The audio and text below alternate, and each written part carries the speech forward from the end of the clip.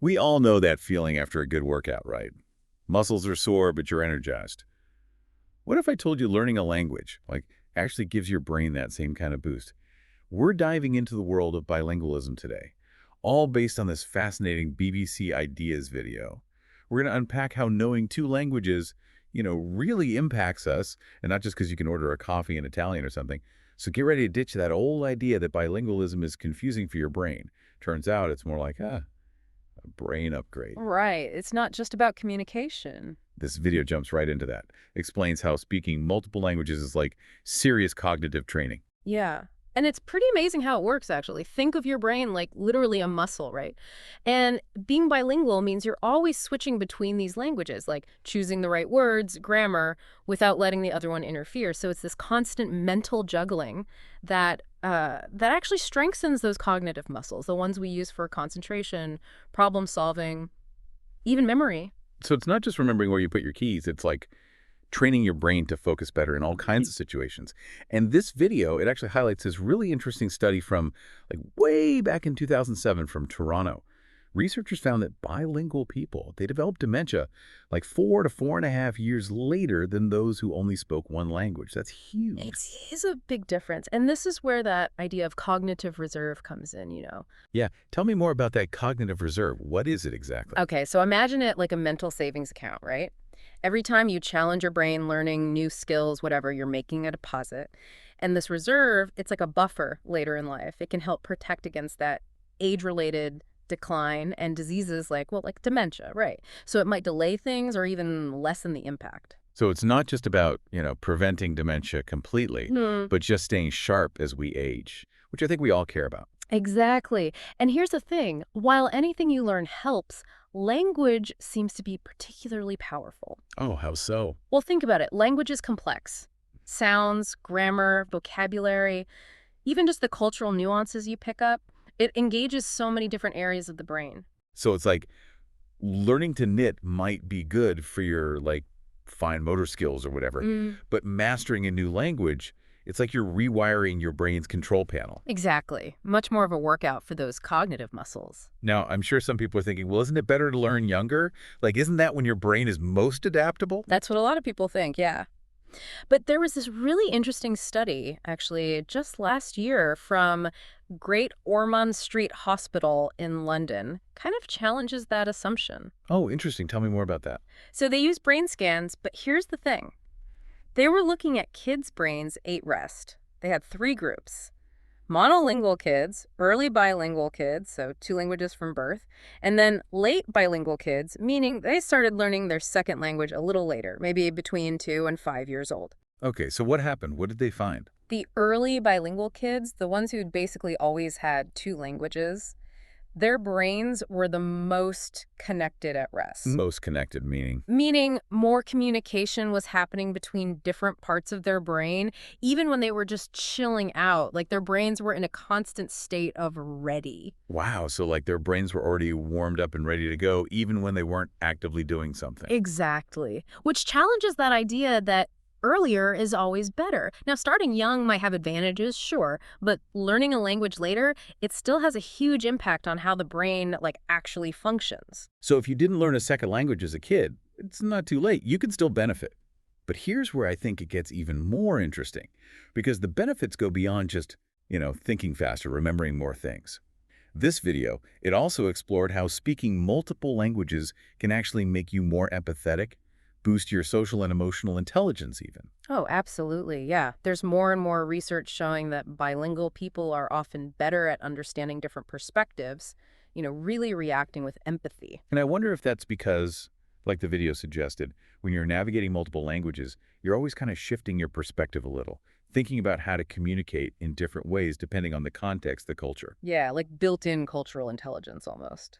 Exactly. So you're more tuned in to those nuances, and more understanding of where someone else is coming from. Now, have you ever noticed this? That maybe you swear more easily in your native language, or you express anger more freely? That IS, interesting you say that. It's not just me. No, there's actually research on that. Seems people DO tend to react more emotionally in their first language. Interesting. And maybe in their second language, it's a bit more rational, more restrained. Like it's more filtered or something. Which makes you wonder about how language shapes our emotions, even how we express them. So we've been talking about how being bilingual, it's like it can make you a more understanding communicator, more empathetic.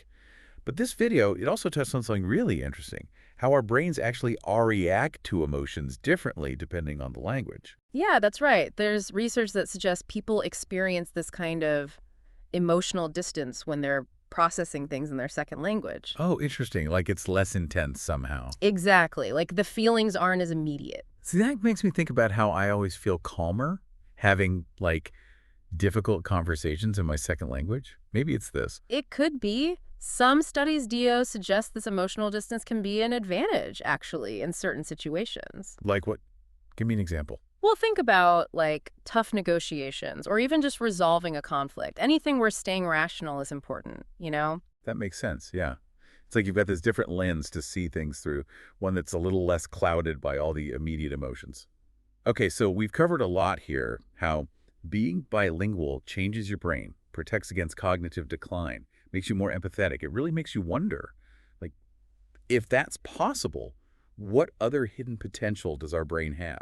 It's a question that fascinates researchers, that's for sure. We're only just Hmm. starting to understand how adaptable the brain really acts in us. It's like we think of it as this fixed thing, but it's really not, is it? It's constantly changing, rewiring based on what we do. And the cool part is we're not just bystanders, Mm. you know?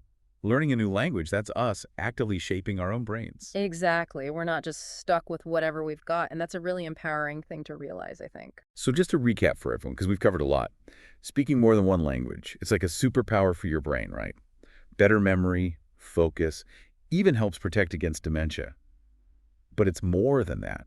It helps you connect with people better, understand different cultures, even influences your own emotions. And I think that's what's so cool about it, you know? It's not just this isolated skill. It touches on so many other parts of how we live and experience the world. Totally. It shows that learning, it's not just about memorizing facts, it's about changing how we approach everything. I love that. So this BBC video, it was mostly about all these amazing benefits, right? Did they talk about any downsides at all? You know, it really focused on the positives, which I guess makes sense if they're trying to get people excited about language learning. True. Not exactly a balanced view, but honestly, Hmm. after hearing all this, I kind of want to sign up for that Italian class tomorrow. Uh-huh. So we've been like really digging into these personal benefits, right?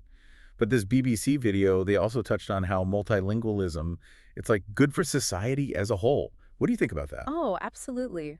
When a society really embraces having lots of different languages, it just opens up so many possibilities, you know? Like new cultural exchanges, deeper understanding between people. There are even economic benefits. Yeah, that makes sense. I mean, being able to talk to people from different backgrounds, it's so crucial these days, right? Like business, diplomacy, even just, building relationships. It's essential. And honestly, beyond just those practical benefits, there's something really powerful about experiencing the world through another language. It challenges your assumptions, broadens your perspective, helps you appreciate how rich and complex different cultures really are. Right. It's like that saying, uh, to have another language is to possess a second soul. I love that one because it eyes more than just words and grammar. You're connecting with a whole different way of life. That's it exactly. And especially in a world that honestly can feel so divided sometimes, you know? Hmm. Multilingualism, understanding different cultures, it feels more important than ever. Couldn't agree more. So anyone listening who's ever thought about learning a new language but maybe hasn't taken that leap yet, I think this is a pretty good reason. It's a gift, not just for yourself, but it ripples outwards. It really does. Okay, so to wrap up this deep dive on bilingualism, it's a brain booster, strengthens your memory, it can even help protect against things like dementia. But more than that, it makes us better communicators, helps us navigate different cultures more thoughtfully, even changes how we experience our own emotions. It's amazing, really, when you think about it, how the skills we build in one area of life can have these ripple effects, you know? Changing how we think, feel, interact with the entire world. That's true. And it highlights how learning, it's not passive, it's not just about gathering information, it's about growth, expanding ourselves, our possibilities. It's pretty inspiring when you think about it that way. It really is. And who knows what other amazing things we'll discover about the brain, right? It's a constant journey of discovery. Totally. So that's it for our deep dive on the amazing benefits of bilingualism. Hopefully this has sparked your curiosity and hey, maybe this is the nudge you needed to start your own language learning journey.